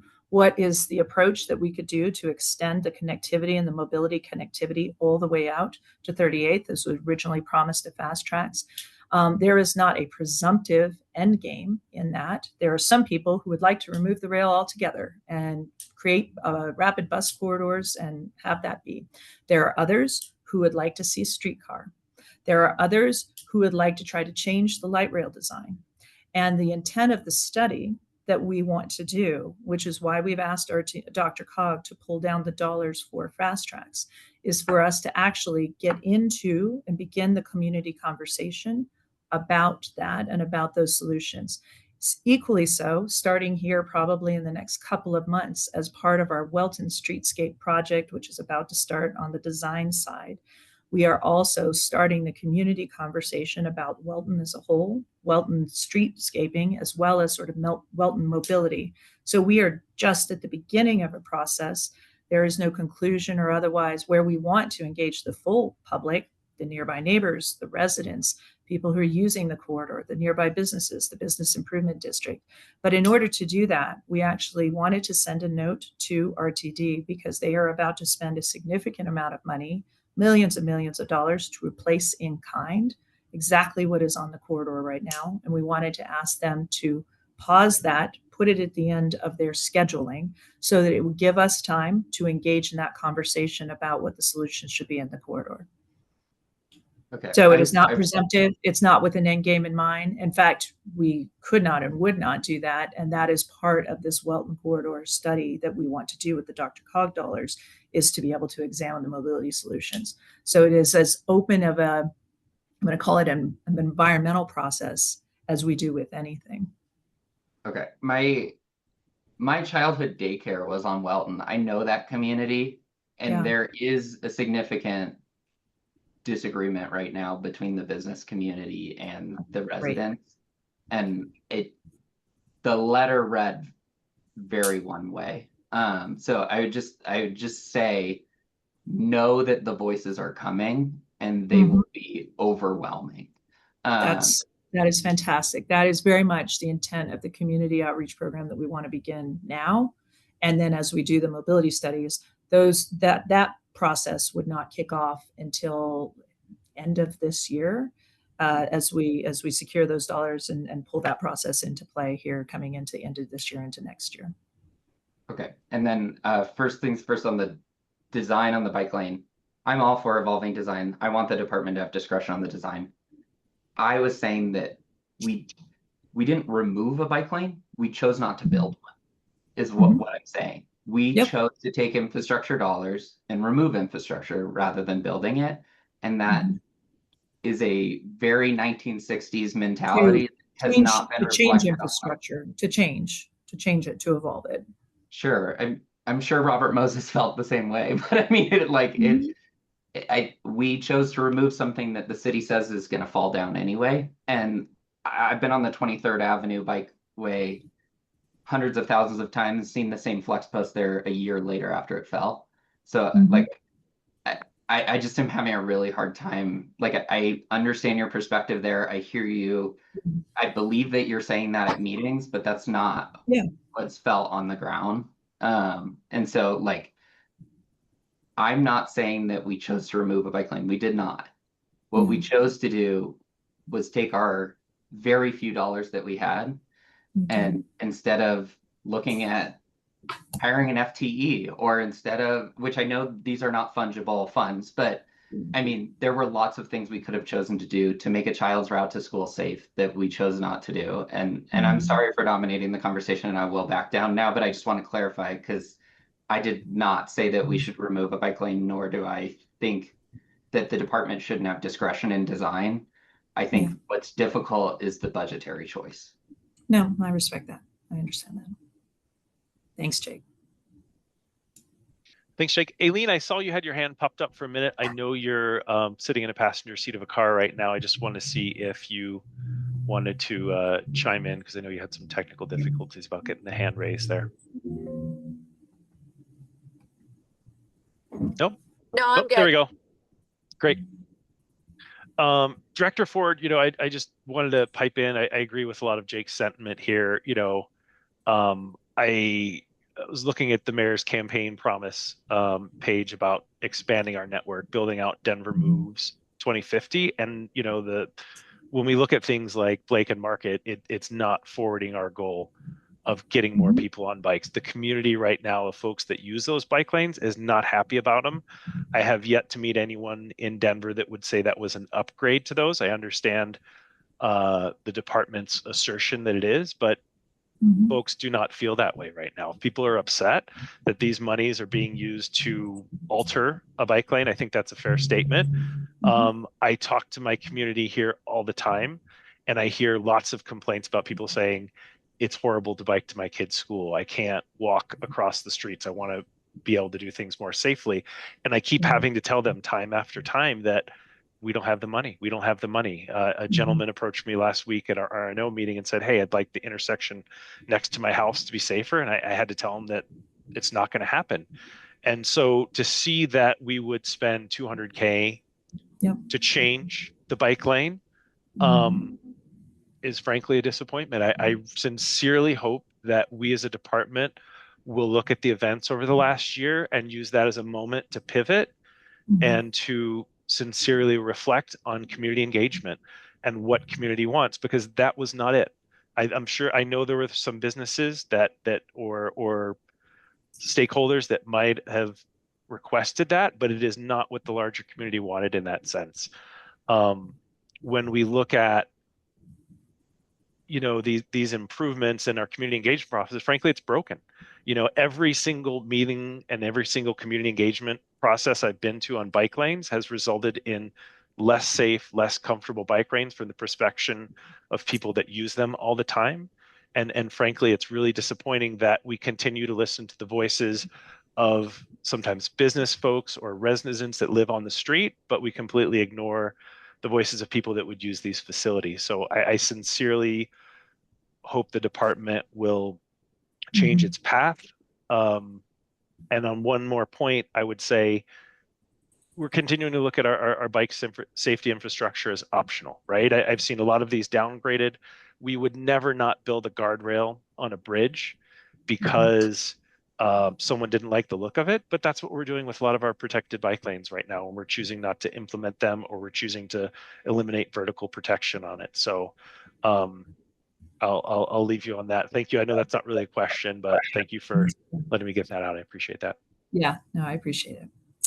I think as we sit and talk about this, how we continue to make forward progress on our slow and safe streets, how we continue to make forward progress on our bikeways, how we continue to create sort of context sensitive design and solutions. So use your guardrail example. I change guardrails out all the time for different use and function and work and aesthetic. And so it is absolutely something that you consider, whether I go from a hard scale guardrail to one that is sort of a delineator wire guardrail to others. There are uses and needs and how we put all those pieces together for a variety of reasons. And I think being responsive to the broad community at large, all users, is, I think, an important thing. And I think that's what we are wanting to do, and with a real clear intention of wanting to continue to build.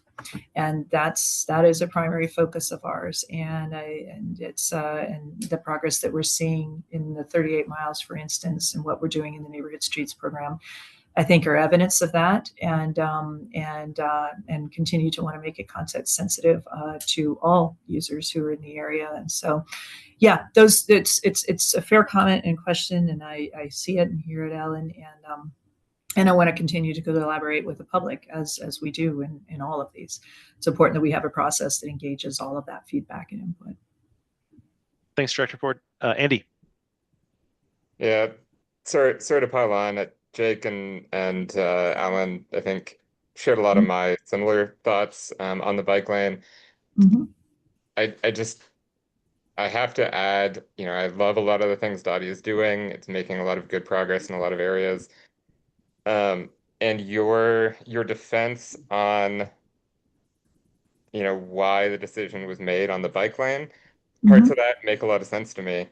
My problem is that the defense seemed to have changed a lot in the last 2 months since it was done, which when the initial reporting and everything came out, it was very different quotes that were made, whether it was from the mayor's office, maybe more than DOTI, I don't know, but it was just for, I think, a lot of the community seeing the reasons change and come to maybe a reasonable reason for it.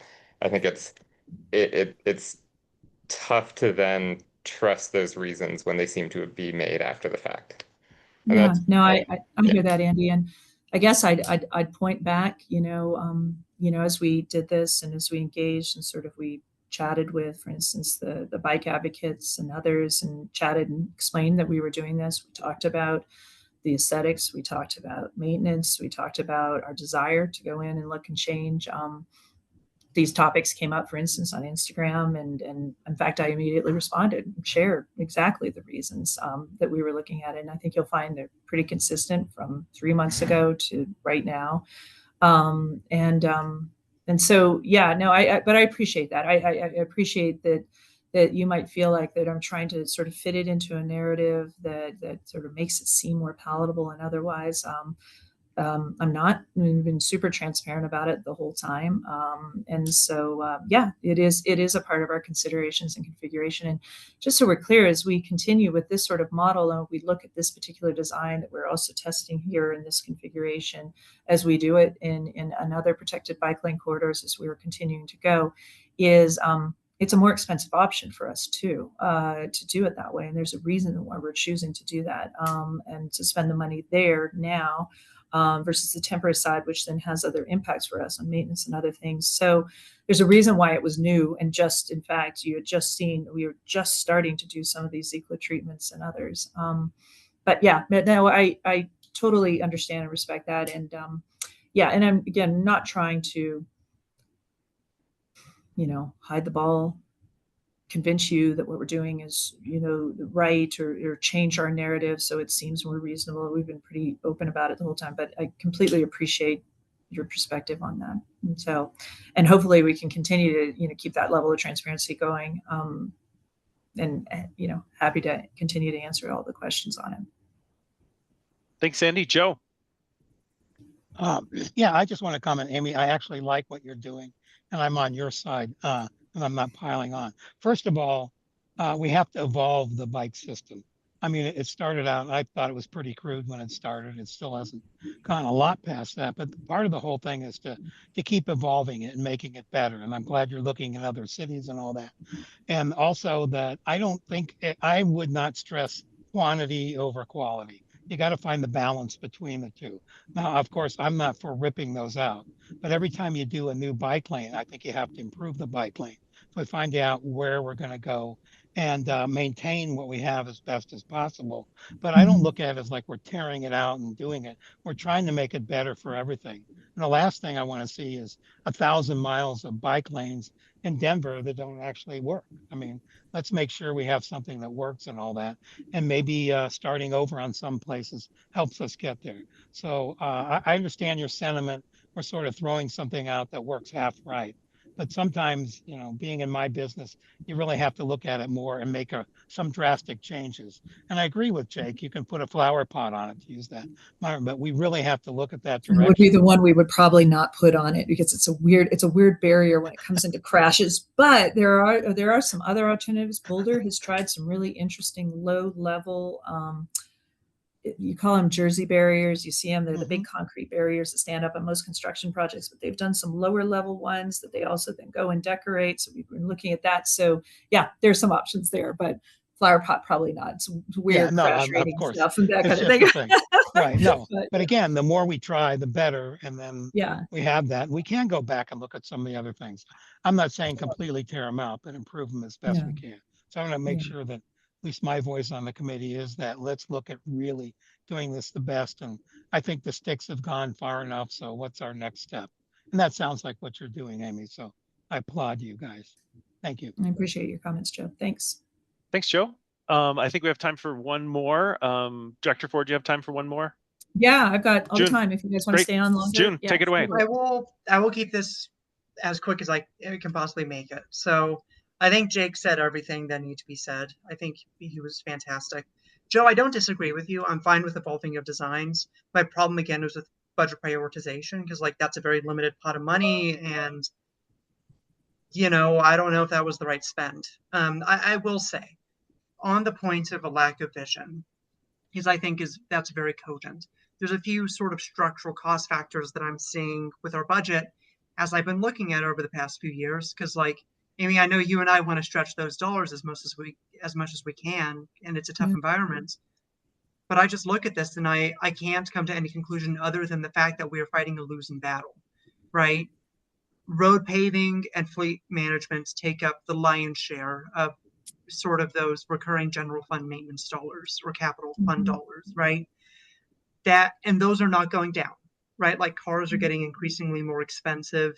And as the weight of cars on the road increases, we're seeing our PCI go down year after year after year after year. And so, and those are structural factors that are only going to move in the wrong direction, right? We've seen, I have no expectation cars are going to get lighter. I have no expectation traffic is going to go down on its own. I have no expectation freight volume is going to decrease on its own unless we go into a depression. And we don't want that, obviously, because that also kills our budget. So, and for other good reasons. So when I look at this picture, it's a pretty grim picture. To me, it reads as we're treading water, but the water line inside our boat keeps getting higher, right? Like we don't have enough to maintain status quo. And so what really gets to me is the fact that so much of our budget when it comes to transportation and so much of our priorities, both in bonds and general fund dollars, is focused entirely on status quo. When in my mind, it should be the opposite way. We should be visionary. We should be trying something new. Because frankly, with our current budget allocation, it's not enough to maintain status quo, right? And at a certain point, all of the money is going to go to maintenance and fleet management. And we're going to be stuck and things are just going to be getting worse and there's going to be no money at all for new things. So this is what frustrates me so much, is that when we do have a little bit of breathing room right now, right? Not a lot, but a little. When we're putting our money towards, I mean, frankly, Blake and Market, the design may be better, but it's not going to elicit mass mode change, right? It's not going to cause huge modal shifts. But fundamentally, when you look at our budget, we should want modal shifts, right? We want fewer people in cars, they've got more consumer spending, and they're causing less roadway maintenance. And that's a structural thing. And that only happens if we prioritize transit improvements, pedestrian improvements, and bike improvements, right?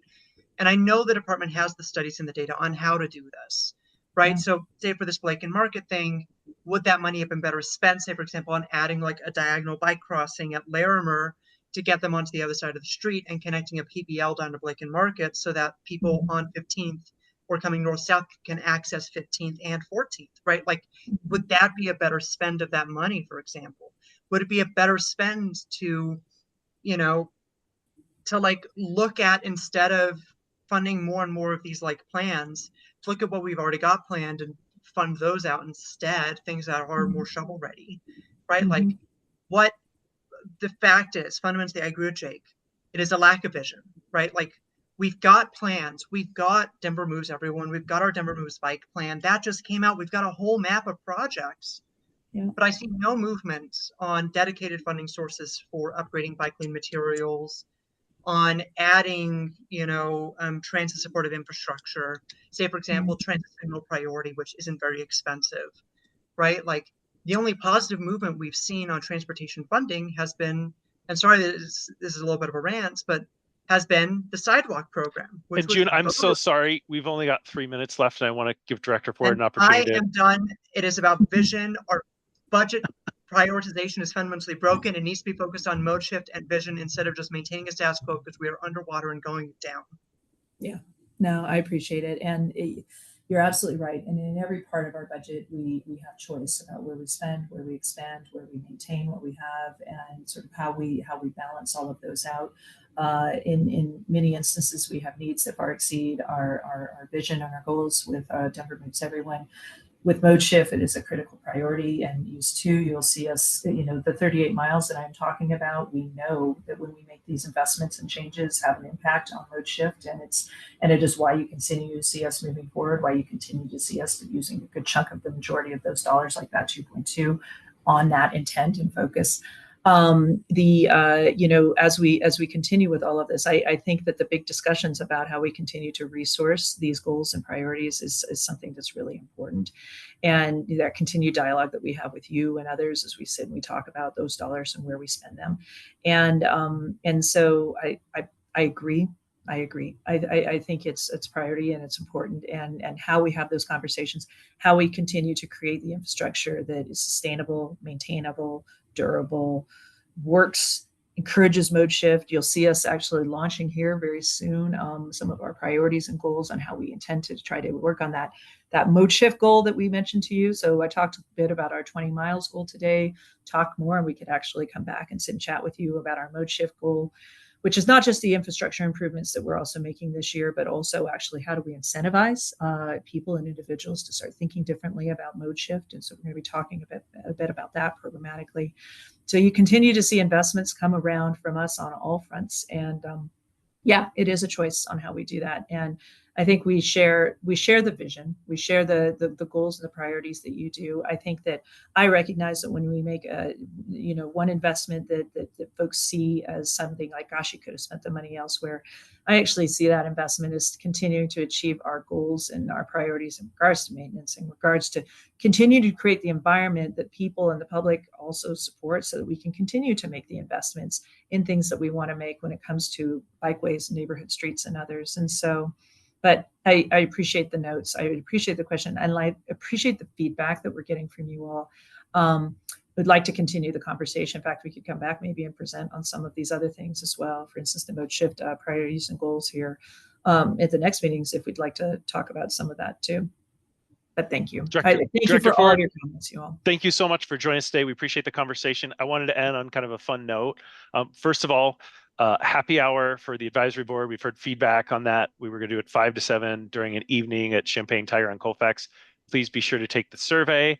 Also, I wanted to quickly share a photo of something that the board asked for that the department has done a wonderful job of doing. We had sent feedback on saying, hey, for new construction buildings, we want to make sure that new sidewalks are going in.